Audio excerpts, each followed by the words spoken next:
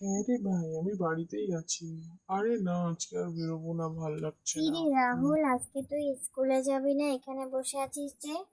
ওপস মা, তুমি এখান থেকে যাও তো, আমার মাথা ধরে যাচ্ছে। ও মা মা, আজকে আমার স্কুলের টিফিনে কি দেবে? রান্না যাই হোক, তোর টিফিনে তোর পছন্দের ডিম ভাজি দেব। আচ্ছা মা, তাহলে আমি স্কুলে যাওয়ার জন্য রেডি হই। ওই যে বাবাও চলে এসেছে, তুমি বাবার সাথে কথা বলো।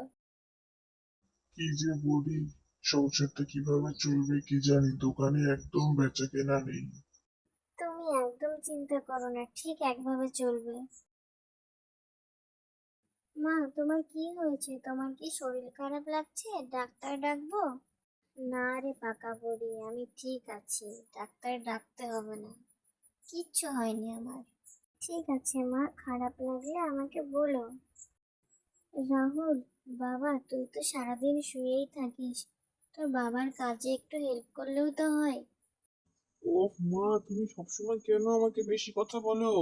ভাই, তুই মায়ের সাথে সবসময় এরকম খারাপ আচরণ কেন করিস? তোকে আর জ্ঞান দিতে হবে না, আরে তোমরা যাও তো এখান থেকে। চলো মা, এখান থেকে আমরা চলে যাই। মা, আজকে কলেজ থেকে নোটিশ দিয়েছে ২০০০ টাকা লাগবে। মা মা, তোমার কি হলো? আরে কে কোথায় আছো? তাড়াতাড়ি এসো। কি হয়েছে, কি হয়েছে, মায়ের কি হলো? দাদা, তুই দাঁড়িয়ে থাকিস না, তাড়াতাড়ি বাবাকে ডাক আর ডাক্তার ডাক।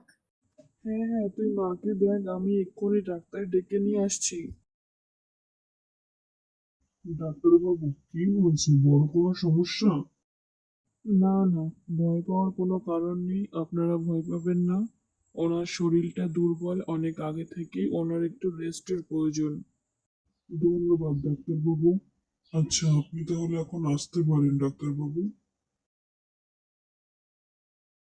ও মামা, আমি তোমার সাথে আর খারাপ ব্যবহার করবো না, তুমি ওঠো মা।